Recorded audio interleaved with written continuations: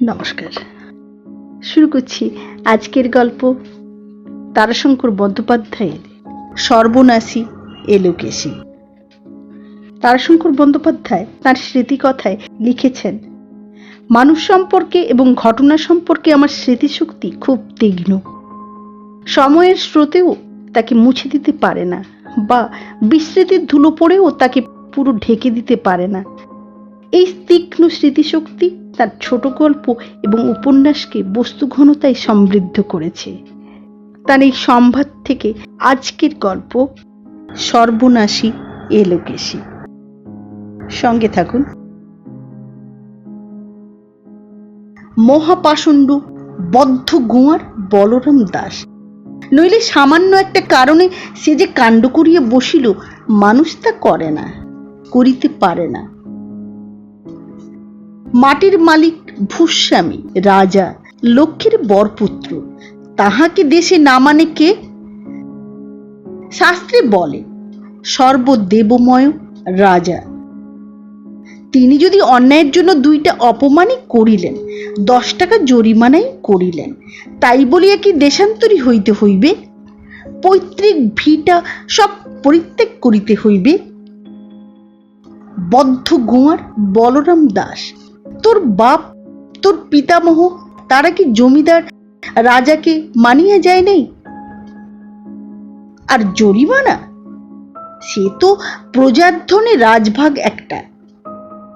হরিশ ভট্টাচার্য মিথ্যা বলে না, সে তো প্রজার ধনে রাজভাগ একটা, শাস্ত্রানুযায়ী তারই প্রাপ্য। গোয়ার আর বলে কাকে দাদা? হরিশ ভট্টাচার্য মিথ্যা বলে না, গোয়ার আর বলে কাকে দাদা? গোয়ার গাছেও ফলে না, মাটিতেও গজায় না, গোয়ার ওই ওকেই বলে। বুড়ো চাটুর্যে বলেন, ব্যাটার লেজ গজিয়েছে হে, দেবতা ব্রাহ্মণ কাউকে মানামানি নাই, পড়বে পড়বে ব্যাটা পড়বে, তুমি দেখে নিও ভায়া, এমন পড়া পড়বে ব্যাটা, প্রতিবার বেরো না, ঝড়ে পড়ে যাবে। কথাটা শাস্ত্র বাক্য, বুঝলে? ও মিথ্যা হবার নয়, প্রতিবার বেরো না, ঝড়ে পড়ে যাবে। আবার 10-এর কাছে বলরাম পরিচয় দেয়, আমরা ত্রিপুরা ভৈরব বৈষ্ণব, আমরা কারো তোয়াক্কা রাখি না। বৈষ্ণব জাতির ইতিহাসের মধ্যে এমন কোনো শাখার অস্তিত্ব আছে কিনা কে জানে। বলরাম কিন্তু ত্রিপুরা ভৈরব বৈষ্ণব সম্প্রদায় সাধন ভজন আহার বিহার সম্পর্কে একটি বেশ ধারাবাহিক পরিচয় দিয়া শাস্ত্র বাক্যের দোহাই পারে। কারণ বাড়িতে আগে করো আচমন, মৎস্যে মাংসে ভোগ পরে করিব নিবেদন। এমন ছন্দবদ্ধ শাস্ত্রবাক্য যদি লোকে অবিশ্বাস করে, তবে সে দুহাতের বুড়া আঙুল লোকের মুখের কাছে নাড়িয়ে দিয়ে কহে, কাঁচকলা, বিশ্বাস না করলি তো আমার কাঁচকলা, বই গেল বলিয়া রাগের বশে গড় গড় করিয়া জোরে জোরে হুঁকা টানে। টানিতে টানিতে আবার গোয়ারের গো বাজিয়ে যায়, ঠক করিয়া হুঁকাটা দাওয়ার উপর নামাইয়া কহে, আমি খাবো, আমি মদ খাবো, মাংস খাবো, আমার যা মন চাই তাই করব, তাতে কোন শালার কি?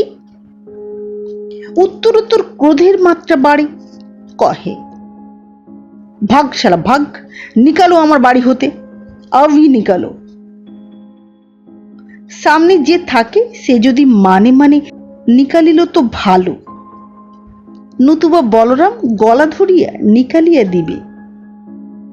তারপর আপন মনেই যেন আক্ষেপের সুরে কহে, দেখো দেখি বাপু টিকটিকির দল, দেখো দেখি বাপু লোকের পেছনে লাগা, শালা মাগনা ছেলে, ঢেঁকি না কুলু, আমি কার তোয়াক্কা রাখি রে বাপু?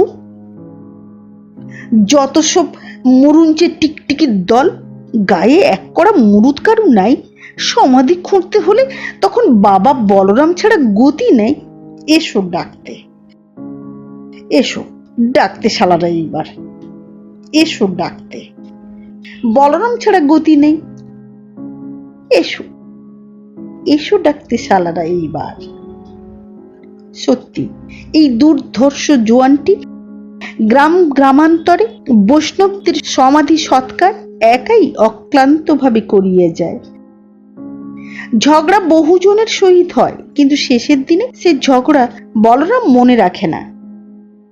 সেদিন অম্লান চিত্তে পরম কৌতুকের সহিত শেষের কাজ করিয়া যায়। মৃতের সঙ্গেও কৌতুক রহস্য ওর যেন কিছুই হয় নাই। আবার এমন নির্মম ভাবে সব দেহগুলিকে নাড়াচাড়া করে যে লোকের মন আপনি বিষাইয়া ওঠে। কিন্তু সত্য কথা বলিবার তো উপায় নাই। সত্য কথার কালো এ নয়, আর লোকটিও সোজা নয়। সকলেরই বিশ্বাস চুরি ডাকাতি ঘরে আগুন কোনো কর্মটি বলরামের পক্ষে অসাধ্য নয়। কথায় কথায় চর্চাপ্পর তো অতি সোজা কর্ম। তাছাড়া লোকে অধার্মিক নয়, তাহারা শাস্ত্রবাক্য হেলন করে না। অপ্রিয় সত্য বলিয়া অধর্ম তাহারা করে না, ফলও তাহার হাতে হাতে মেলে। মিষ্ট কথায় তুষ্ট বলরাম দোকানে তো ধার দেয়, উপরন্তু তাহার নিজের হাতের রচা 5 বিঘা বাগানের শাকে সবজিতে আঁচল ভরিয়ে দিয়ে কহে, নিয়ে যাও দাদা, নিয়ে যাও, নিয়ে যাও, আমার খাবেই বা কে, আর করবই বা কি। তোমরা 5 জনে খেলেই আমার দেহের শ্রম সার্থক হবে। লোকে বুদ্ধিমান, লোকে ধার্মিক, বলরামের মতো নয়। সেদিন বুড়া চাটুর্যে অতি কষ্টে হাঁপাইতে হাঁপাইতে চলিয়েছিলেন। কাঁকালের ডালায় নুন তেল ডাল আর পিঠে গামছায় বাঁধা সবজির বোঝা। পথে ভট্টাচ জিজ্ঞাসা করিল, কি দাদা হাঁপাচ্ছেন যে, কি সব এত নিয়ে চলেছেন? চাটুর্যে মহাশয় আক্ষেপ করিয়া কহিলেন, আর বলো কেন ভাই, শালা গোয়ার দিলে গাধার বোঝাই পিঠে চাপিয়ে। এই হারামচাদা বলরাম বইরে গিয়ে কি করি বলো? যে গোয়ার না বলবার তো জো নেই, নইলে শূদ্রের দান। রাধে রাধে নেই আমি। দেখি হুঁকাটা একবার দাও তো। হুঁকায় টান দিতে দিতে কহিলেন, শালা অহংকার আর দেখাতে পাচ্ছে না হে। মাটিতে পা পড়ে না ধনের আর দেহের অহংকারে, কিন্তু ভগবান আছেন। দর্পহারি রক্তের তেজ তিনি কারো রাখেন না, বুঝেছ? দেখো তুমি, দেখো, আমি বলে রাখলাম হরিশ, দেখো তুমি ওর কি হয় দেখো। শেষ পর্যন্ত ওর যদি মহাব্যাধি না হয় তো কি বলেছি আমি? বৈষ্ণব হয়ে মদ মাংস, রাধে রাধে। হরিশ গামছায় গিটটা ফাঁকা করিয়া সবজিগুলি দেখিতেছিল। চাটুর্যে পোটলাটা সরাইয়া রাখিয়া ফিসফিস করিয়া কহিলেন, শালা মুরগি খায় হে। আমাকে সেদিন খানিকটা মাংস দিয়েছিল ভায়া, বললে পাখি মাংস। ফাঁদ পেতে সরাল পক্ষী ধরেছি, সরু সরু হাড়। তা আমি ভাবলাম সরাল তো বন্য হংস, এ না হয় খেতে পারা যায়। কিন্তু ভায়া দেখি মাংস অতি সুস্বাদু। ও মুরগি না হয়ে যায় না, নিশ্চয় মুরগি। রাধে রাধে, শালা ডাকাতি। ওই দত্তির মতো দেহ 5 বিঘে বাগান একা কোপায়। ও ডাকাতি করে না বলছো তুমি? নিশ্চয় করে। আমি বলছি নিশ্চয় করে, নইলে এত টাকা ওর হলো কি করে? নাও ছাড়ো ছাড়ো, উঠি উঠি, বেলা যে যায়, উঠি। ভট্টাচ আবার গামছা টানিয়েছিল। চাটুর্যে উঠিয়ে গামছার বোঝা পিঠে ফেলিয়া কহিলেন, যাও না ভায়া, বেড়াতে বেড়াতে একবার। একবারটি দুটো মিষ্টি কথা বললেই বাস, বুঝেছ কিনা? বলিয়া হা হা করিয়া হাসিয়া উঠিলেন। ভট্টাচ শঙ্কা ভরে কহিল, যে কুমার বেটা। চাটুর্যে গম্ভীর ভাবে কহিলেন, তা বটে, তা বটে, মহাপাষণ্ড। ভগবান আছেন, দেখে নিও। মহাপাষণ্ড তাহাতে সন্দেহ নাই, নইলে শাল না, সেগুন না, ফল না, মূলা না, এই সামান্য একটা ফুলের গাছ, তাহাতে মুখ দেওয়ায় কে কোথায় গোহত্যা করিয়া বসে। ঘটনাটি ঘটিয়েছিল এই বলরাম দোকানের পাশেই বহু যত্নে একটি হেনার ডাল আনিয়া পুঁতিয়াছিল। দিনে 10 বার তাহার গোড়ায় বসিয়া সবুজ একটি অঙ্কুরকণা বিকাশের প্রত্যাশায় তীক্ষ্ণ দৃষ্টিতে সে চাহিয়া থাকিত। ক্রমে সেই গাছটি পাতায় পাতায় ভরিয়া সতেজ একটি শিশুর মতো দিন দিন নব লাবণ্যে ও পরিপুষ্টিতে বাড়িয়া উঠিতেছিল। বলরাম হুঁকাটি হাতে বারবার গাছটির কোমল পাতাগুলিতে মায়ের মতো নিবিড় স্নেহে হাত বুলাইত, আর কোমল একটি সুখস্পর্শে বলরামের উগ্র চোখ দুটি যেন মুদিয়া আসিত। সেদিন সবে বলরামের ভাতের নেশাটি ধরিয়া আসিয়াছে, মৃদু মৃদু নাক ডাকিতে ধরিয়াছে। এই অবসরে কোথা হইতে দুর্ভিক্ষ পীড়িত কঙ্কালসার একটা বাছুর আসিয়া গাছটি মুড়াইয়া খাইতে শুরু করিল, প্রায় শেষ করিয়া আনিয়াছে। এমন সময় বলরামের ঘুম ভাঙিল। দুঃখে, ক্ষোভে, ক্রোধে দুর্দান্ত লোকটি যেন মুখ হইয়া গেল। বিস্ফারিত নেত্রে কয়েক মুহূর্ত সেই কাণ্ড জ্ঞানহীন পশুটার স্পর্ধা দেখিল। তারপর প্রচন্ড রাগে পাকা বাঁশের লাঠিটা লইয়া ঝাড়িয়া দিল বাছুরটার পিছনের পা চাপিয়া। ওই এক লাঠিতে বাছুরটা একটা অতি কাতর শব্দ করিয়া মাটিতে পড়িয়া গেল। তবু বলরামের রাগ যায় না। বাছুরটার বেদনা বিস্ফারিত বড় বড় কালো চোখ দুইটির সম্মুখে লাঠিটা বার কয়েক ঠুকিয়া কহিল, ওঠ শালা, ওঠ, ওঠ, আবার কলা করে পড়ে আছে দেখো না, ওঠ, ওঠ বলছি, ওঠ, বলিয়া আবার 2 লাঠি। ভয় বিহ্বল জীবিত বার কয় পা কয়টা আছড়াইয়া উঠিবার ব্যর্থ চেষ্টা করিল, কিন্তু পারিল না। নিরুপায় একটা গভীর দীর্ঘ নিঃশ্বাস ফেলিয়া হতভাগ্য জীব নিশ্চেষ্ট হইয়া গেল। সঙ্গে সঙ্গে চোখের পাতা কয়টি ঘন ঘন কাঁপিয়া উঠিল। পাতার সে কম্পিত আন্দোলনের চাপে 2টি জলের ধারা গড়াইয়া গেল। শুধু কয়টি বিন্দু জল চোখের পাতার দীর্ঘ রোমে শিশির বিন্দুর মতো চকচক করিতে থাকিল। অবিরাম বর্ষণেও পাথর গলে না, ক্ষয় হয়তো হয়, কিন্তু ওই দুর্বল পশুটির কয় ফোঁটা চোখের জলে পাষাণে গড়া মানুষটি গলিয়ে গেল। হাতের লাঠিটা ফেলিয়ে দিয়ে বলরাম বিস্ফারিত নেত্রে পশু শিশুটিকে নাড়িয়ে চাড়িয়ে দেখিল, কিন্তু বড় সংকোচ ভরে। মানুষের লালসার অত্যাচারে মাতৃস্তন্যে বঞ্চিত কঙ্কালসার জীব উদরের জ্বালায় অতি প্রলোভনে এই সুশ্যাম সরস গাছটিতে মুখ বাড়াইয়াছিল। মুখের পাশ গড়াইয়া সবুজ রসমিশ্রিত লালা এখনো গড়াইয়া পড়িতেছে, কয়টা পাতা এখনো গোটাই রহিয়াছে। অসীম করুণায় বলরাম তাহার প্রকট পঞ্জরগুলির উপর হাত বুলাইল। স্নেহ স্পর্শবোধ বোধ হয় জীবজগতের জন্মগত বৃত্তি। ওই অবোধ পশু বড় বড় কালো চোখ তুলিয়া বলরামের মুখপানে চাহিল। তাহার প্রসারিত হাত 2খানি জিভ দিয়া চাটিতে শুরু করিল। বলরাম কাঁদিয়া ফেলিল। উজ্জ্বল রৌদ্র প্রভায় ধরণীর রূপ যেন মণিদীপ্তির মতো ঠিকরিয়া পড়িতেছিল। গাছের পাতায় সে প্রভার দীপ্তি, নীল আকাশ আভায় ঝলমল দুর্বার অগ্রবিন্দুটি পর্যন্ত যেন সবুজ মণিকণা। কিন্তু বলরামের মনে হইল রূপে বর্ণে সমুজ্জ্বল ধরণী সহসা মলিন বিবর্ণ হইয়া গেছে, তাহারই নির্মম দলনে রূপ লাবণ্য সব বিভৎস দুর্গন্ধময় হইয়া গেল। পাপের প্রায়শ্চিত্ত হয়তো অনুতাপ, পরপারের খাতায় চোখের জলে হয়তো পাপের ইতিহাস মুছিয়া যায়, কিন্তু সংসার বড় কঠিন স্থান।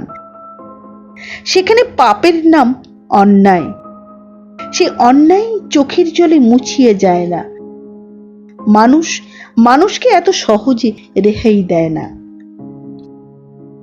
বলরামও রেহাই পাইল না। তার উপর সে খোঁচা মারিয়েছিল ভীমরুলের চাকে। ওই দুর্ভিক্ষ পীড়িত গো বৎসটি হইতেছে এ চাকলায় জমিদার বাবুর। ধনের গাদায় ও জনের মাথায় তিনি বসিয়ে আছেন। অন্যায়ের দণ্ডবিধানের ভার স্বেচ্ছায় তিনি গ্রহণ করিয়াছেন। তিনি সহজে ছাড়িবেনই বা কেন? স্বেচ্ছায় গ্রহণ করা দায়িত্বের গুরুত্ব যে বড় বেশি। সন্ধ্যার কাছাকাছি জঞ্চার চাপরাশি আসিয়া হাজির। চলো চলো তুমি, বাবুর তলব আছে। বলরাম তখনও বাছুরটিকে সেঁক দিতেছিল। মুখের গোড়ায় তার কচি কচি ঘাসের বোঝা চোখ মুছিয়া রোমন্থন করিতে করিতে সে পরম আরামে সেঁক লইতেছিল। বলরাম মুখ না তুলিয়াই কহিল, কাহে?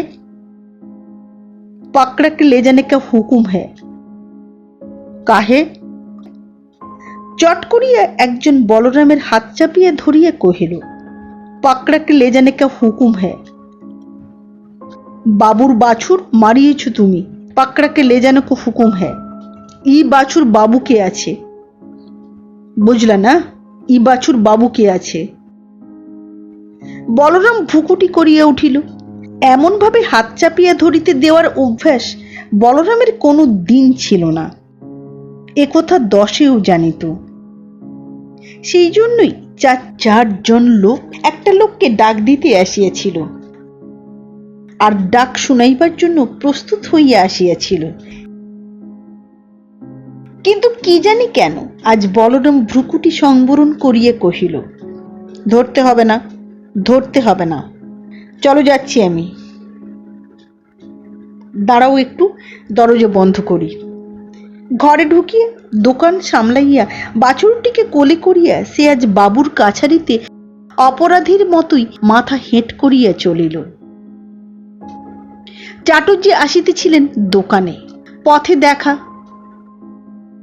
পথে দেখা হইতেই তিনি কহিলেন, কোথায় যাচ্ছ বাবা বলরাম? বলরাম উত্তর দিল না। উত্তর দিল চাপরাশি, বাবুকে কাছারিমে ধরিয়ে নিয়ে যাচ্ছি। চাটুর্যে ব্যগ্রভাবে কহিলেন, ক্যা ব্যাপার হতা হুয়া? কি হয়েছে? চাপরাশি কহিল, বলরাম বাবুর বাছুর মারিয়েছে ঠ্যাঙাইয়ে। চাটুর্যে আর কথা কহিলেন না। লোক কয়টা বেশ একটু দূর চলিয়া গেলে লম্বা লম্বা বকের মতো পা ফেলিয়া বলরামের বাগানে ঢুকিতে ঢুকিতে কহিলেন, রাধে রাধে, বৈষ্ণব হয়ে গো হত্যে, আরে গায়ে শক্তি আর ঘরে ধন থাকলে কি এমন ব্যভিচারী করে রে বাপু? বলিয়া বাগানের সবজি তুলিতে লাগিল। বাবু মুখে বিশেষ কিছু কহিলেন না। বলরাম বাছুরটি নামাইয়া নত হইয়া নমস্কার করিতেই তিনি কহিলেন, হরামজাদা বৈরাগী শালা শালা। তারপর যাহা কিছু হাতে হাতিয়ারে শালা।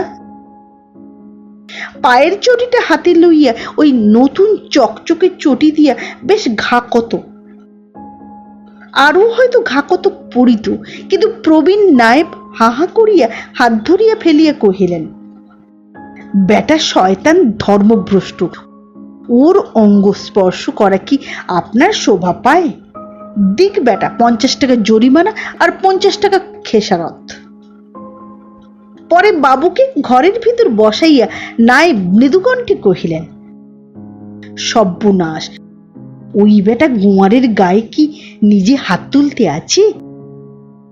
বেটা ডাকাত, যদি আপনাকে।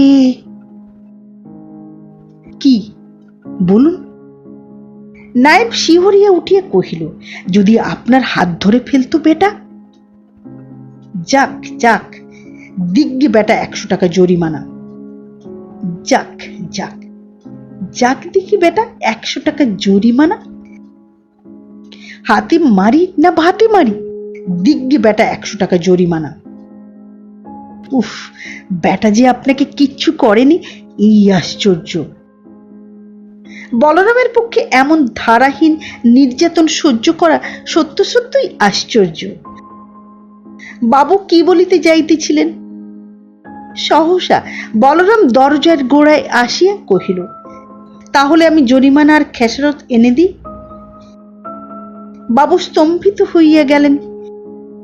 এ সংসারে এমন ক্ষেত্রে লোকে পায়ে লুটাইয়া কাঁদে, আর শক্তিমানের তাহাতেই সবচেয়ে বেশি আত্মপ্রসাদ। মানুষকে পায়ে দলিবার জন্য মানুষ চিরদিন শক্তি সঞ্চয় করে। বুকে বাঁশ দিয়ে দলিয়া তাহার কাতর ক্রন্দনে গলিয়া ক্ষমা করিয়া শক্তিমান দয়ালু হয়। শুধু তাই কেন, গৃহস্থ যে ভিক্ষুককে করুণা করিয়া ভিক্ষা দেয়, তারও মধ্যে এই নিষ্ঠুরতার প্রভাব সূক্ষ্মভাবে রহিয়াছে। ভিক্ষুক জোর হাত করিয়া ভিক্ষা চায়, তাই গৃহস্থ করুণা করে। অনাহরি দরিদ্র মানুষ মানুষের অধিকারে দাবি করিলে পায় না তো কিছুই, উপরন্তু ভাগ্যে জোটে লাঞ্ছনা, তাই ভিক্ষুকের ভিক্ষা করা। বাবুর ক্রোধ বোধ করি ফাটিয়া পড়িত, কিন্তু বাস্তব রাজ্যের লোক নায়েব তাহার পূর্বেই কহিলেন, আধ ঘন্টার মধ্যে টাকা হাজির করা চাই, যাও। শিবশরণ, 7 মে যাও। যাও जाओ 7 में जाओ। आध घंटे के बाद, सिर्फ आध घंटे के बाद गलाय गामछा दिके ले आना। বলরাম ফিরিল, কিন্তু আধ ঘন্টার আগেই। টাকাগুলি ফরাসের উপর ঢালিয়ে দিয়ে বলরাম ছোট একটি প্রণাম করিয়া আহত বাছুরটিকে একবার নাড়িয়ে চাড়িয়ে দেখিল। পশুটি মুখ তুলিয়া তাহার পানে চাহিল। বাছুরটার জন্য খেয়াল এতক্ষণের মধ্যে কাহারও হয় নাই। বলরাম তাকে স্পর্শ করিতে শিবচরণ চাপরাশি কহিল, বাছুর রাখিয়ে দাও। মাহিন্দার উস্কো লে জায়গা, বাছুর রাখিয়ে দাও। নায়েব বাবু কহিলেন, বলরাম, ও বাছুর তুমি নিয়ে যাও হে। অপঘাতে গো হত্যে আমাদের বাড়িতে হয় কেন? বলরাম, নিয়ে যাও গে। বলরাম বাছুরটিকে কোলে করিয়ে উঠিয়া পড়িল। নায়েব বাবু আবার হাঁকিয়া কহিলেন, হ্যাঁ নিয়ে যাও, কিন্তু খবরদার মোলে ভাগাড়ে দেবে না, পুঁতে দেবে। কেমন? জমিদার বাড়ি গোমাতা মরিলেও তাহার সবে ছুরিকাঘাত হইতে দেওয়া হয় না। বলরাম চলিয়া গেলে নায়েব বাবুকে কহিল, ও তো বাঁচবেই না, গোহত্যের পাতকের ভাগ আমরা নিই কেন? পরদিনই বলরাম গ্রামের বাহিরে তেপান্তর মাঠে এক ঘরের বনিয়াদ ধরিল। এই স্থানে বিঘা 10 নিষ্কর আখড়া করিবার জন্য বলরামের বাপ কিনিয়া গিয়েছিল। বলরামের পণ কর সে কাহা কেউ দিবে না, জমিদারের বালাই সে রাখিবে না। চাটুজি সমস্ত শুনিয়া ভট্টাচার্যকে কহিলেন, হি, কি করতে হয় বলো দেখি? আরে রাজা ভূস্বামী। ভট্টাচার্য কহিল, কে সে কথা গোয়ারকে বলবে বলো? চাটুর্য কহিলেন, আমাকেই বলতে হবে ভাই, আমি যে আবার ব্যাটার দোকানে জিনিস নিই। ভট্টাচার্য কহিল, তার আবার ভাবনা, 10 দূর খোলা বেনেদের দোকান আছে। চাটুর্য কহিলেন, বলো কেন ভাই, একটি পয়সা ব্যাটারা ধারে দেয় না। তোমার অবশ্যই যজমান সব, তোমাকে তো না করে না, কিন্তু চাটুর্যে বলরামকে বলিলেন ও অনেক বুঝাইলেন। জমিদার বাপ মা, ভূস্বামী, রাজা, জানিস বাবা, শাস্ত্রে বলে দেবতার অংশ। গোয়ারের গো। বলরাম কিছুতেই শুনিল না। হুকাটা ঠক করিয়া নামাইয়া কহিল, কাঁচকলা, জমিদার বাপ মা দেবতা নাই। সে নতুন ঘরের দেওয়াল ফিরাইতে চলিয়া গেল। মাস দেড়েকের মধ্যেই ঘরখানি সম্পূর্ণ হইয়া খড়িমাটির লেপনে সুকোমল শুভ্রতায় যেন হাসিয়া উঠিল। খড়িমাটির লেপন যেদিন শেষ হইল, বোধ হয় তার দিন দুই পরই ঠিক ভোর হইতেই বলরাম আপনার সমস্ত অস্থাবর নতুন ঘরে স্থানান্তরিত করিতে আরম্ভ করিল। সকাল বেলাতে চাটুর্যে ডালাখানি হাতে বলরামের দোকানে আসিয়া হাঁকিলেন, কই বাবা বলরাম, আজ দুদিন ধরে গিয়েছিলে কোথা? দোকানে এসে এসে ফিরে যাচ্ছি। সহসা বোঝাই গাড়িখানি দেখিয়ে কহিলেন, ও মাল আনলে বুঝি? এই যে অনেক মাল হে। বলরাম তখন জিনিস লইয়া টানাটানি করিতেছিল। গায়ের জোরের শৃঙ্খলাহীন টানাটানিতে জড় পদার্থগুলিও যেন আঘাতের ভয়ে পরস্পরকে আঁকড়াইয়া ধরিতেছিল। কয়টা বাসন গিয়া বিছানার গাদায় ঢুকিয়াছে। বিছানার একটা প্রান্ত আবার বাক্সের কোণে আটকাইয়া গিয়েছে। বলরাম প্রাণপণ শক্তিতে বিছানার এক প্রান্ত ধরিয়া টান মারিতেছিল। বিরক্তিতে তাহার মনটা উঠিয়াছে বিষাইয়া। চাটুর্যের কথার কোনো সাড়া না দিয়া সে আপন মনে টান মারিতে মারিতে কহিল, হি শালা, হি ছাড়ে না রে, হি বলিয়া প্রচন্ড এক টান। সঙ্গে সঙ্গে বিছানাটা গেল ছিঁড়িয়া, আর বাক্সের একটা কোণ আসিয়া আঘাত করিল পায়ের বাঁশিতে। সমস্ত দেহটা যেন ঝনঝন করিয়া উঠিল, কাটিয়া রক্তও খানিক পড়িল। কোনো সাড়া না পাইয়া চাটুর্যে ঠিক এই সময়টিতেই ডাকিয়া বসিলেন, বাবা বলরাম, বলরাম, বাবা বলরাম, বলরাম রে, বাবা বলরাম। মুহূর্তে বলরাম হইয়া উঠিল আগুন। আঘাতের সমস্ত যন্ত্রণা ক্রোধে রূপান্তরিত হইয়া সেটা পড়িতে উদ্যত হইল ওই বৃদ্ধ ব্রাহ্মণের উপর। হাতের বিছানাটা নির্মমভাবে ফেলিয়ে দিয়ে সে বাহিরে আসিতে আসিতে কহিল, তোর ছেঁচড় বমনের নিকুচি করেছে কেবল পিছু ডাকা না? তোর ছেঁচড় বমনের নিকুচি করেছে পিছু ডাকা। বাবা বলরাম, বাবা বলরাম। বলরাম যেন ওর সাত পুরুষের বাবা। কেন, কি বলছিস? কি বলছিস কি বুড়ো খগ? হ্যাঁ, কেন কি বলছিস কি বুড়ো খগ? বৃদ্ধ চাটুর্যে আবার বাতের রোগী। পা দুইটা বকের মতো লম্বা হইলে কি হয়, তুলিতে ফেলিতেই 2 মাস। ইষ্ট স্মরণ করিয়া বৃদ্ধ ব্রাহ্মণ একগাল হাসিয়া কহিলেন, কিছু খেতে হলো বুঝি বাবা? পিছু ডাকা মানুষের কেমন একটা যেন বদরোগ। আর কি জানো বাবা, ওতে মানুষের হাতও নাই। কেমন গোপনে বসে যে সর্বনাশী ডাকিয়ে দেয়। আহা হা রে, আহা হা রে, কেমন করে পাটা এমন রদ্দি করলি রে? আঘাত চাটুর্যের নজরে পড়িয়েছিল। এরপরে আর বলরামের কিছু বলা চলিল না। পায়ে হাত বুলাইতে বুলাইতে কহিল, বাক্সের কোনটা? ওই ওই বাক্সের কোনটা? তা থাকবে, মুরুগে এমন কত লাগে। চাটুর্যে ভরসা পাইয়া কহিলেন, কাল পরশু বুঝি সাঁইতের বাজার গিয়েছিলে মাল আনতে? এত মাল নিয়ে এলে? দোকান বাড়াচ্ছ নাকি? আচ্ছা, হবে সে। বেটা বেনেদের গুমর এবার ভাঙবে। কি বেটার আবার বলে গদি।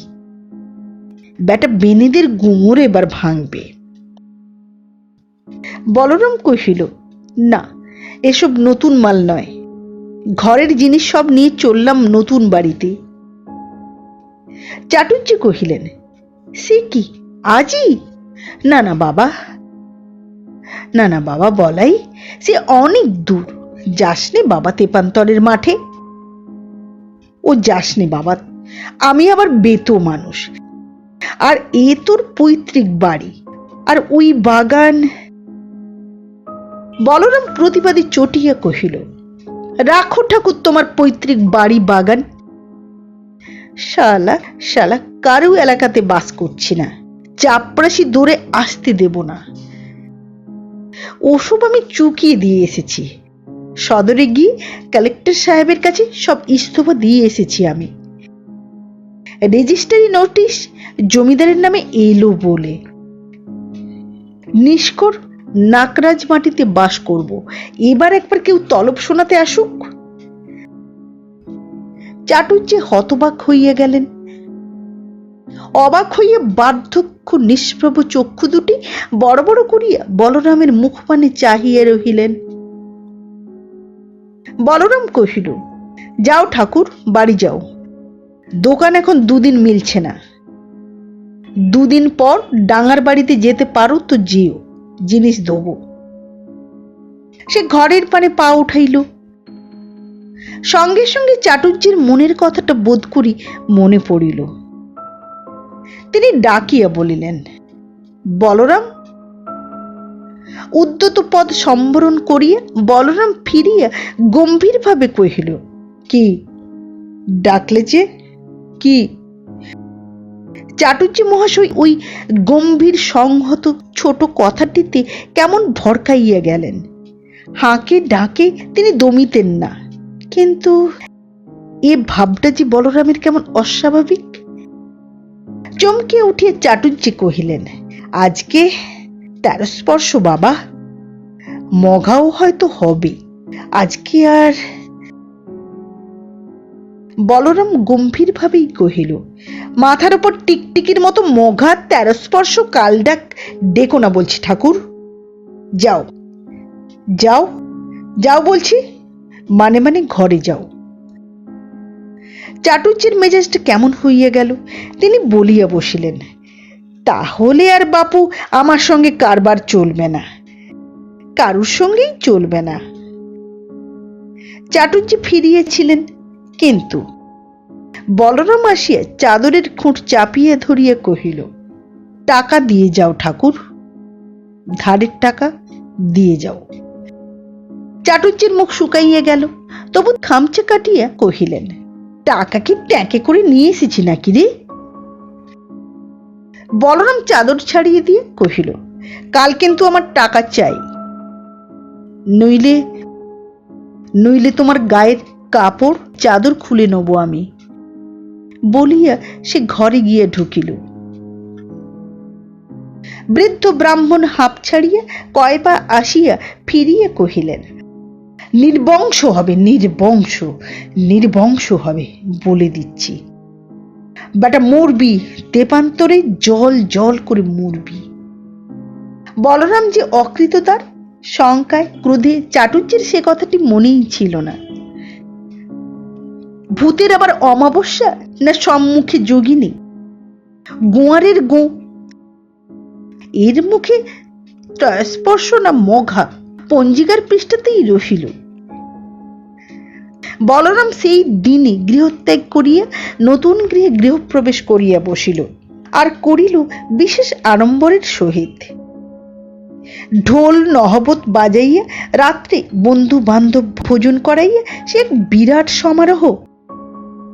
আবার নতুন ঘরের চালের উপর এক লাল পতাকা উড়াইয়া দিয়েছে। এ যেন সেই রক্ত পতাকা উচ্চশির গিরিকন্দরে রানা প্রতাপের স্বাধীনতা উৎসব। যাক, এ নতুন জীবন বলরামের মন্দ লাগিল না। দোকান তুলিয়ে দিয়ে দুইটি রাস্তার মোহরা আগলাইয়া সে চালের আড়ত খুলিয়ে দিল, এবং পাশেই বিঘা কয় জমি ঘেরিয়া বাগান রচনা শুরু করিয়ে দিল। পৃথিবী রচিয়েছেন স্রষ্টা, মানুষ তাহাতে তুলি বুলায়, এ তাহার নেশা, সৃষ্টির নেশা। সেই নেশায় বিভোর মানুষ মরুর বুকে ছায়া রচিয়েছে, যুগের পর যুগ ধরিয়া কুতুব মিনার গড়িয়েছে, তাজমহল রচিয়েছে, পিরামিড তুলিয়েছে। শূন্য প্রান্তর পৃথিবীর বুকে ইটে কাঠপাথরে অপূর্ব উদ্যান রচনা করিয়া চলিয়াছে। সেই নেশায় বলরাম যেন বিভোর হইয়া উঠিল। মাটির বুকে অফুরন্ত পরিশ্রম সে করিয়া যায়, গাছে ফুল ফোটায়, ফুলে ফল ধরায়, রুক্ষ প্রান্তরের বুকে সবুজ মায়া রচনা করে। ছোট একটি গণ্ডির মধ্যে বলরামের সেবায় রুক্ষ ভৈরবী প্রকৃতি ধীরে ধীরে মমতাময়ী বরদা হইয়া উঠেন।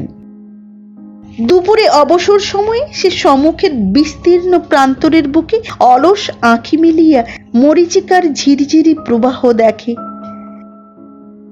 রৌদ্র দগ্ধ বিবর্ণ আকাশের পানে চাহিয়া থাকে আর ভাবে, এই সমস্ত প্রান্তরের বুক জুড়িয়ে যদি গাছের পর গাছ লাগানো যায়, তলে তলে কেমন একটি অবিচ্ছিন্ন ছায়া ফুটিয়ে ওঠে। ছায়ার কোল জুড়িয়া ঘাসের লাবণ্য আর মাঝ দিয়ে যদি একটি জল ভরা আঁকা বাঁকা ছোট নদী বহিয়া যায়। বলরাম ভাবে সে পারে। আপনার সমর্থ দেহের পানে চাহিয়া চাহিয়া সে ভাবে সে পারে, কিন্তু জমি যে জমিদারের, মনটা তাহার বিষাইয়া উঠে। সেই খোঁড়া বাছুরটা খোঁড়াইতে খোঁড়াইতে হয়তো সেই সময়ই আসিয়া ওর সম্মুখে দাঁড়াইয়া মুখ পানে চাহিয়া থাকে। বাছুরটা মরে নাই, বলরামের সেবায় স্নেহে দিব্য সারিয়া উঠিয়াছে। পরিপুষ্টিতে শীর্ণ দেহখানি নদর হইয়া উঠিয়াছে। সর্বাঙ্গ ঢাকিয়া দীর্ঘ কোমল লোম রাশি দেখা দিয়েছে। কিন্তু বলরামের আঘাত ওর অঙ্গে অক্ষয় হইয়া গেছে, একখানি পার সারে নাই। বলরাম কথা না কহিলে সে কখনো রাগ করিয়া গুতাইয়া দেয়, কখনো বা কর করে জিভ দিয়া বলরামের পিঠ চাটিতে শুরু করে। বলরাম কাতুকুতুতে অস্থির হইয়া খিলখিল করিয়া হাসিতে হাসিতে ওর গলাটা জড়াইয়া চুমা খাইয়া মুখ পানে চাহিয়া গান ধরিয়া দেয়। গানটি এরূপ, ছিলাম গৃহবাসী করিলি সন্ন্যাসী, আর কি তোর মনে আছে এলোকেশী। সে বাছুরটার নাম রাখিয়াছে এলোকেশী। এখানে আর একটা বড় রকমের সুবিধা বলরামের হইয়াছে। বৈশাখ মাসে জলসত্র দেওয়ার এটা একটা পৈতৃক কীর্তি। তাহার বাপ আজীবন এই ব্রতটি নিয়মিতভাবে পালন করিয়া গিয়াছে। বৈশাখ মাসে খর রৌদ্রে ধরণী অগ্নিকুণ্ড হইয়া উঠিলে পশু পক্ষী পর্যন্ত ছায়াতলে আশ্রয় লইয়া সভয়ে নির্বাক হইয়া থাকিত। মানুষ কদাচিৎ দেখা যায়, যাহাকে দেখা যায় সে যেন চিতায় অর্ধদগ্ধ হইয়া উঠিয়া আসিতেছে। বলরামের বাপ এই শ্রান্ত মানুষগুলির প্রতীক্ষায় পথপার্শ্বে গুড় ছোলা কাকুর জল লইয়া বসিয়া থাকিত। পথিক দেখিলেই আহ্বান করিত, এসো এসো দেবতা এসো, মুখে ঠান্ডা জল দাও। পথিককে বসাইয়া বাতাস দিয়া সুস্থ করিয়া গুড় ছোলা জল খাওয়াইয়া তবে সে ছাড়িত। সেও বাপের মতো প্রতি বৈশাখ মাসে তৃষ্ণার্ত পথিকের তরে উত্তপ্ত পথপার্শ্বে জল লইয়া বসিয়া থাকে। রৌদ্র দগ্ধ প্রান্তরের পানে চাহিয়া কত কি ভাবে। লোকে হাসে, বলে রাবণরাজ স্বর্গে সিঁড়ি তুলেছেন। দু একজন বন্ধু বান্ধব হাসিতে হাসিতে মুখের উপর বলে, বৈশাখ মাসে মিতে আমাদের ধার্মিক হয়ে ওঠে, তা পুণ্যের কাজ বটে। বলরাম চটে না, কিন্তু বেশ গম্ভীর ভাবে বলে, বাবা কি বলতো জানিস? বলতো, বলরাম, এ আগুনে পুড়তে পুড়তে যারা বের হয় রে, তাদের বাইরের জ্বালাটাই দেখা যায়, কিন্তু বুকের কি পেটের যে আগুনের জ্বালায় তারা এই আগুনের মধ্যে বেরোয়, তার কথা একবার ভাব দেখি। বন্ধুরা সায় দিয়ে কহে, তা বটে, তা বটে, শাস্ত্রেও তাই বলে, অক্ষয় পুণ্যি বৈশাখে জলদান। বলরাম কহে, সে 100 বার, যত পাপই করি এই জলদানেই আমার মুছে যাবে, যদি অবশ্যই পাপ পুণ্যি সংসারে থাকে, না থাকে তাই বা কি, বাবার কীর্তি এ আমাকে করতেই হবে। আর তোরা তো দেখিস নি, বসেকে রোদে মাটি যখন পড়ে তখন মাটির বুক থেকে মা ধরণী যেন তেষ্টায় হা হা করে। শুনেছিস শোঁ শোঁ একটা শব্দ? একটুখানি নীরব থাকি, আবার সে কহে। আমার তখন মনে হয় কি জানিস, মনে হয় ভগীরথের মতো তপস্যায় মাটির বুকে আকাশ থেকে যদি গঙ্গা ঝরাতে পারি। এই জলদানের সুবিধাটা বলরামের খুব বড় রকমের হইয়াছে। 2টা পাকা রাস্তার মোহরা আগলাইয়া তাহার বাড়ি। আঙিনায় বড় তেঁতুল গাছটার ছায়ায় বসিয়া সে এবার সন্ধ্যা পর্যন্ত জল দান করে। শুধু তাই নয়, ওই সুবিধায় সে এবার জ্যৈষ্ঠ মাস পর্যন্ত জলদান চালাইয়া গেল। রৌদ্র দগ্ধ প্রান্তরের বুকে উদাস দৃষ্টিতে চাহিয়া থাকিত। প্রখর রৌদ্রে ক্ষীণ তৃণদলের মধ্যে একটা শোঁ শোঁ শব্দ, তৃণদলগুলির রস শুকাইয়া মরিয়া যাইতেছে। বলরামের মনে হইত, এত জলও যদি ভগবান চোখে দিতেন যে মাটির বুকখানা ভিজাইয়া দেওয়া যাইত। এলোকে পিঠের কাছে দাঁড়াইয়া তাহার পিঠ চাটিল। বলরাম 1 মুঠা ছোলা তাহার মুখে ধরিয়া কহিল, বল দেখি মা এলোকেশী। এলোকেশী সাদরে বলরামের মুখটা চাটিয়ে দিল। সন্ধ্যার দিকে আবার ভারে ভারে জল। বাগানের প্রতি গাছটির চারা ভরিয়া জল দেওয়া চাই। প্রতি গাছ, এমনকি আঙিনার কোলের বিবর্ণ দুর্বাদলগুলিতে পর্যন্ত জলধারা ঢালিয়া দিত। জল দিতে দিতে আপন মনেই কহিত, খা খা খা, আহা হা, খা খা, তেষ্টায় তো তোদের ছাতি ফেটে যায়। চাটুজ্জে 10 জনকে আশ্বাস দিতেছে, দেখবি দেখবি, ফুলবে ফুলবে। কথায় কি আছে জানিস? কথায় আছে, যখন তখন করে পাপ, সময় হলে ফলে পাপ, পাপ ছাড়ে না আপন বাপ। তা এ তো আমার বলরাম দাস। সেই পাপ ফলিবার সময় হইয়াছিল না মঘার আঘাত কিংবা ত্রয়স্পর্শের পাপ চক্র কে জানে। বলরামের দেহের আকৃতি সহসা কেমন বিকৃত হইয়া উঠিল। নাক কান কেমন ফুলিয়ে ফুলিয়ে উঠিল, সর্বাঙ্গে চাকা চাকা তামাটে তামাটে দাগ। বলরাম দাগগুলির পানে চাহিয়া চাহিয়া ভাবে, আয়নাতে মুখ দেখে, নাক কান নাড়িয়ে দেখে, হতাশায় বুকটা যেন ভাঙিয়া পড়ে। নীরব কর্কশ যে চোখে এতদিন শুধু উগ্রতার রক্ত খেলা করিয়াছে, সেই চোখ দুটি কানায় কানায় জলে ভরিয়া উঠে। লোকে কহিল, এ জন্মের পাপ এই জন্মেই ফলে গেল। বাবা, ধর্মের সূক্ষ্ম গতি এড়াবার কি জো আছে?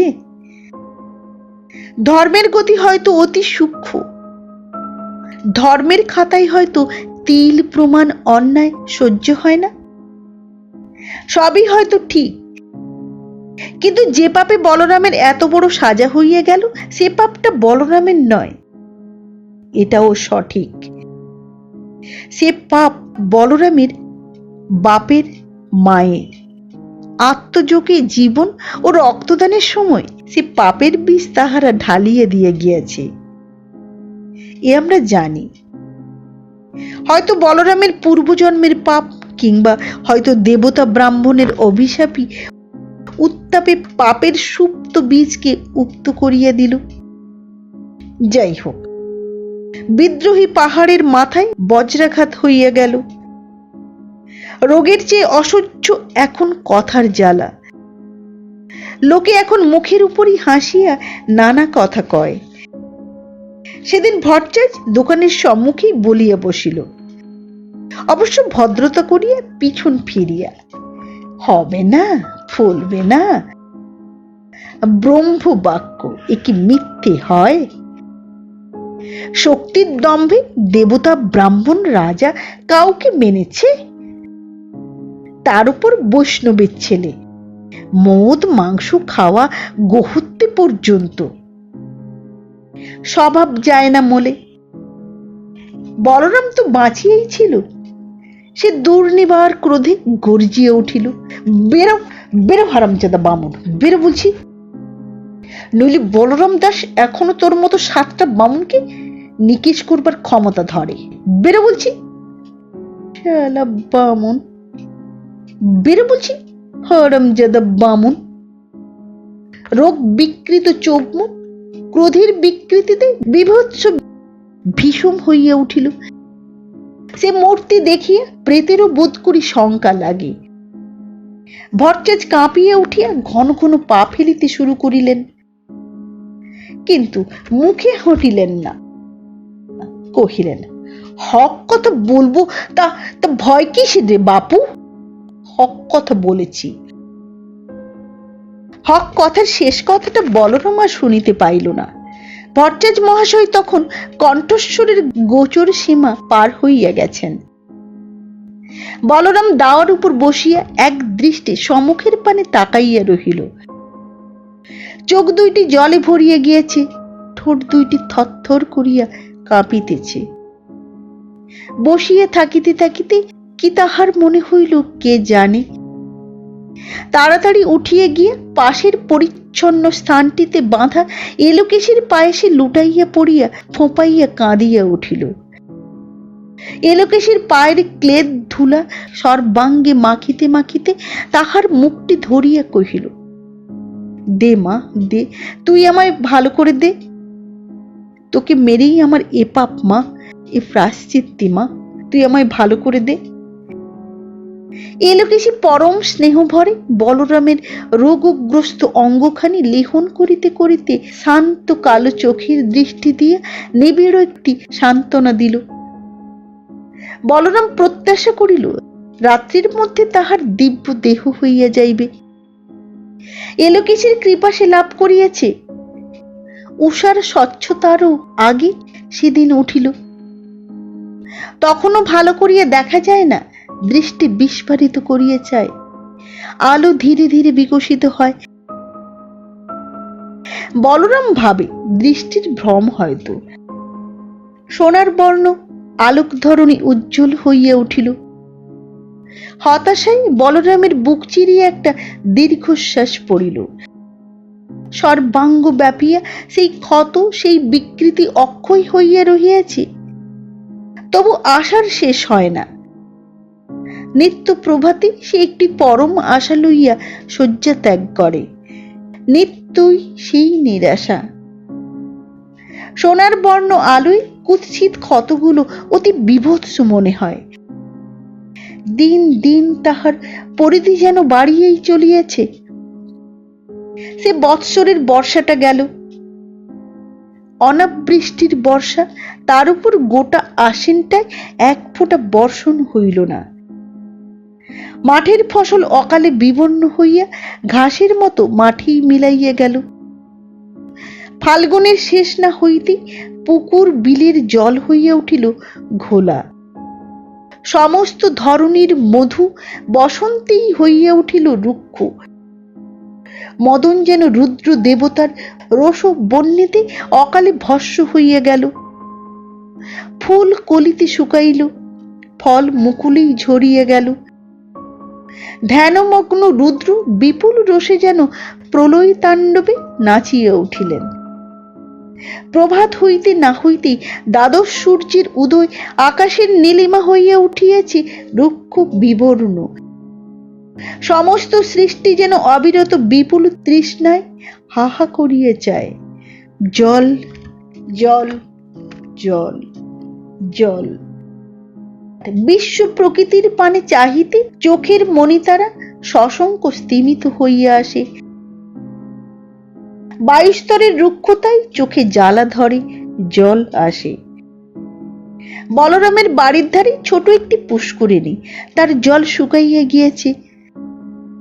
শুষ্ক পুষ্করিণীর গর্ভে ছোট্ট একটি ইদারা কাটিয়া বলরাম জলের সংস্থান করিয়াছে, কিন্তু সে নামেই জল, যেমন পঙ্কিল তেমনি দুর্গন্ধ।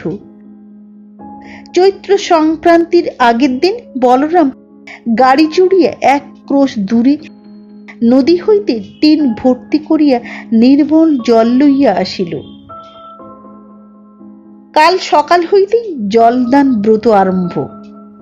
সন্ধ্যায় সে গুড় বাহির করিল, ছোলা ভিজাইল, চাকা চাকা করিয়া কাঁকুর কচি আম কাটিয়া থরে থরে সাজাইয়া রাখিল। প্রভাত না হইতেই সে উঠিয়া স্নান সারিয়া আঙিনার বৃক্ষ তলটিতে জল গুড় ছোলার নৈবেদ্য সাজাইয়া পথিক দেবতার প্রত্যাশায় বসিয়া রহিল। বেলার সঙ্গে সঙ্গে এক সূর্য শতসূর্য হইয়া উঠে। রৌদ্রের প্রখরতায় সর্বাঙ্গ যেন ঝলসিয়া যায়। বলরামের রোগ জীর্ণ চর্মে সে এক অসহ্য প্রদাহ, কে যেন আগুন বাটিয়া সর্বাঙ্গে মাখাইয়া দিয়াছে। বুকের ভিতরটা পর্যন্ত পুড়িয়া যায়। সমস্ত দেহটাই কাপড় জড়াইয়া বলরাম চোখ দুটি শুধু বাহির করিয়া বসিয়া রহিল।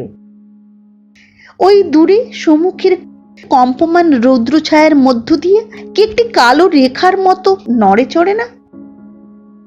রেখাটি আগাইয়া আসে।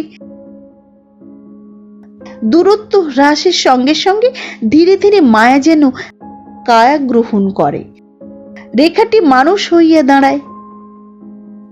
বলরাম পরম আগ্রহে পিতলের রেকাবিতে গুড় ছোলা কাঁকুর ও কচি আমের কুচিতে নৈবেদ্য সাজাইতে বসে। জল, একটু জল, একটু জল দিতে পারো বাবা? জল, একটু জল দিতে পারো বাবা? ক্ষীণ শুষ্ক স্বর। শুষ্ক কণ্ঠনালীর ভিতর দিয়ে তৃষ্ণার্ত প্রাণ তাহার যেন বহু দূর হইতে জল চাহিল। বলরাম পরম আগ্রহে গায়ের কাপড় টানিয়া সামলাইয়া লইয়া কহিল, বসুন বসুন বসুন দেবদা, বসুন, একটু ঠান্ডা হন, বসুন। লোকটি এক দৃষ্টিতে বলরামের পানে চাহিয়া রহিল। বলরাম আবার অনুরোধ করিল, বসুন আপনি, বসুন, আমি একটু বাতাস করি। তারপর একটা গভীর দীর্ঘশ্বাসে বলরাম মধ্যপথই নির্বাক হইয়া গেল। পথিক একটা দীর্ঘশ্বাস ফেলিয়া কহিল, না না না, আমায় বহুদূর যেতে হবে। পথিক পা বাড়াইল। বলরাম ব্যাকুল ভাবে কহিল, তবে জল খেয়ে যান, আপনার ভেতর যে শুকিয়ে গেল। এই এই এই জল নেন, এই যে জল। বলরাম এক হাতে জল, অপর হাতে নৈবেদ্যের থালা তাহার সম্মুখে বাড়াইয়া ধরিল। পথিক আরেকবার বলরামের পানে চাহিয়া ধীরে ধীরে তাহার হাত ঠেলিয়া অগ্রসর হইতে হইতে কহিল, না না না না, তেষ্টা আমার পায়নি। এমন সাদর আহ্বান প্রত্যাখ্যানে গোয়ার বলরামের রৌদ্র দগ্ধ চিত্ত উত্তপ্ত হইয়া উঠিল। সে ঈষৎ রূঢ়ভাবে কহিল, আমার কি অপরাধ হলো বাবা? পথিক উত্তর দিল না। বলরাম আবার তেমনি রূঢ়ভাবেই ডাকিল, বাবা বাবা, বলে যান, আমার কি অপরাধ হলো? পথিক চলিতে চলিতেই আবার কহিল, অপরাধ আর কার বলবো বাবা, অপরাধ তোমার অদৃষ্টির। নিজের অঙ্গের পানে চেয়ে দেখো না, কুষ্ঠরোগীর হাতের জল কেমন করে খাই বলো? উপকরণের থালা জলের গ্লাস ঝমঝম করিয়া মাটির উপর আপনি খসিয়া পড়িয়া গেল। বলরামের সর্ব অঙ্গ যেন ক্ষণিকের তরে পঙ্গু অসাড় হইয়া গেল। তারপর সহসা সজাগ হইয়া লাথির পর লাথি মারিয়া জল উপচার সমস্ত মাটির বুকে ছড়াইয়া ফেলিয়া দিল। তৃষ্ণার্ত মাটি চোঁচো করিয়া মুহূর্তে টেন ভর্তি জলটা শুষিয়া লইল। এলোকেশে ছুটিয়া আসিয়া ছড়ানো উপকরণগুলি কুড়াইয়া কুড়াইয়া খাইতে লাগিল। তাহাদের পানে চাহিয়া বলরাম আপন মনে কহিল, মাটিকে জল দেব, গাইকে জল দেব, পশু পক্ষীকে জল দেব আমি। মানুষের উপর ক্রোধে, নিজের উপর ঘৃণায় বলরাম যেন পাগল হইয়া গেল। দুরন্ত ক্রোধে সমস্ত দিনটা আহার পর্যন্ত করিল না। সন্ধ্যায় দড়ির খাটিয়াটা মুক্ত আঙিনায় মুক্ত আকাশের তলে বিছাইয়া শুইয়া নক্ষত্র খচিত আকাশের পানে চাহিয়া সে কি ভাবিতেছিল। এলোকেশে মাথার গোড়ায় শুইয়া চোখ বুজিয়া রোমন্থন জুড়িয়া দিয়েছে। বিপর্যস্ত মস্তিষ্কে উন্মত্ত চিন্তা অসম্ভব কল্পনা খেলা করে। এক এক সময় ইচ্ছা করে আপনার অঙ্গের সমস্ত ব্যাধি সে যদি এই সৃষ্টিময় ছড়াইয়া দিতে পারে, সমস্ত সৃষ্টি যদি এই বিষে পঙ্গু জর্জর হইয়া যায়। আবার মনে হয় সে যদি পৃথিবীর বুকের সমস্ত জলটুকু নিঃশেষে হরণ করিয়া লইতে পারিত, সমস্ত দুনিয়া তাহার ঘরে আসিয়া করজোড়ে জল ভিক্ষা করিত। সে যদি ব্রহ্মার মতো নব গঙ্গার সৃষ্টি করিতে পারিত। এমনি রাশি রাশি অসম্ভব কল্পনা, উন্মত্ত চিন্তা। তখন বোধহয় মধ্যরাত্রি। সপ্তর্ষি মণ্ডল পাক খাইয়া ঘুরিতে আরম্ভ করিয়াছে। বলরাম সহসা খাটিয়ার উপর উঠিয়া বসিল। শিওর হইতে দেশলাই লইয়া আলো জ্বালিয়া ঘরে প্রবেশ করিল। ঘরের কোণ হইতে শাবলটা লইয়া ঘরের মেঝে কুঁড়িয়া বাহির করিল দুইটা পিতলের ঘটি। পিতলের ঘটি টাকায় পরিপূর্ণ। ঘটি হইতে টাকার রাশি মাটির উপর ঢালিয়া জল জল দৃষ্টিতে সেই অর্থ স্তূপের পানে চাহিয়া কি ভাবিতে বসিল। পরদিন সকালে গ্রামে গ্রামে ঢুলি ঢোল দিয়া ফিরিল। মজুর চাই, মজুর, মজুর চাই, মজুর, মজুর চাই, মজুর। বলরাম দাস পুকুর কাটাবে, মজুর চাই, মজুর চাই, মজুর, মজুর, মজুর চাই, মজুর। বলরাম দাস পুকুর কাটাবে, মজুর চাই, মজুর, মজুর চাই, মজুর। মাটির বুক ফালি ফালি করিয়া চিরিয়া চারিটা দিকে মাটির পাহাড় গড়িয়া তুলিল। তাহার মধ্যে গহ্বরের মতো গভীর সমচতুষ্কোণ পুকুর। চতুষ্কোণ পুকুর, কিন্তু কোথায় জল? পাতালের ভোগবতীর ধারাও শুকাইয়া গেছে। লোকে কহিল বলরামের পাপে। বুঝলে না, বলরামের পাপে। বলরাম কাঁদিল, অফুরন্ত কান্না। কিন্তু অশ্রু জলে সে বিশাল গহ্বরের একটি বিন্দু পরিমিত স্থানও সিক্ত পঙ্কিল হইয়া উঠিল না। সন্ধ্যার মুখে সেদিন চাটুজ্জে গ্রামান্তর হইতে ফিরিতেছিলেন, সঙ্গে কয়জন লোক। বলরামের দুয়ারের সম্মুখে হঠাৎ চাটুজ্জে মহাশয় দাঁড়াইয়া হাঁকিলেন, বলরাম, বলরাম। এক ছিলিম তামাকের বড় প্রয়োজন ছিল, কিন্তু দুয়ার বন্ধ, কেউ কোথাও নাই। চাটুজ্জে ক্ষুণ্ণ মনে চলিতে চলিতে শুষ্ক পুষ্করিণীর ধারে দাঁড়াইয়া সাথীদিগকে কহিলেন, বেটা,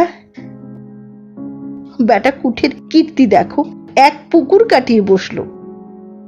তাও যদি গ্রহ শান্তি টান্তি করাতো তাহলে হয়তো রোগ সারত, তা নয় এক পুকুর। আরে বাপু, কুঠের পুকুরে যদি জল হতো তবে আর ভাবনা কি? ধর্ম এখনো এক পদ আছে। দেখো তোমরা, এ পুকুরে জল হবে না, যদি হয় তবে ঘোলা। পশু পক্ষী তো মুখ দেবে না, দেখে নিও।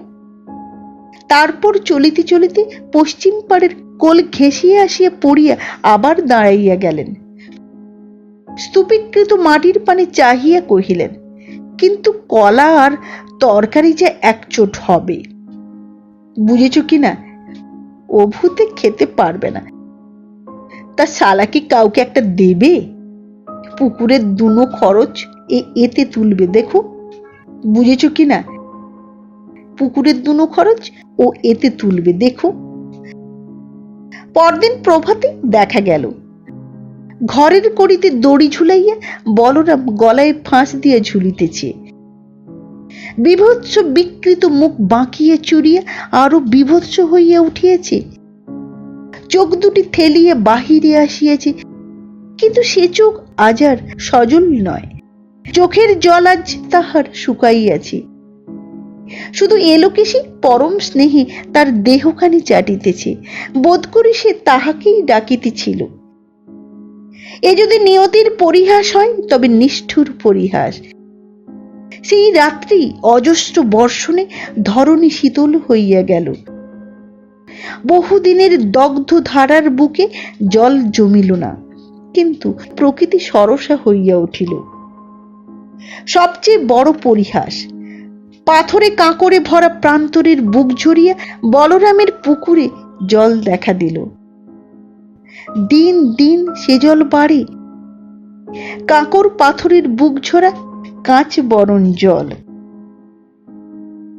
বর্ষণের পর আবার বর্ষণ, আবার বর্ষণ। দিঘির বুক জলে জলে ফুলিয়ে ফুলিয়ে ওঠে। সে নির্মল জলধারায় হিল্লোল উঠে। মাঠের পশু তৃষ্ণায় ছুটিয়ে আসিয়া আকণ্ঠ পুরিয়া জল পান করে। তৃষ্ণার্ত পথিক অঞ্জলি ভরিয়া জল পানে তৃষ্ণা জুড়ায়। পল্লী বধূরা দলে দলে নির্জন প্রান্তরে কলসি লইয়া সে জলে হিল্লোল তোলে। চঞ্চল ছেলের দল কলরলে সে জলে ঝাঁপ খাইয়া সাঁতার কাটে।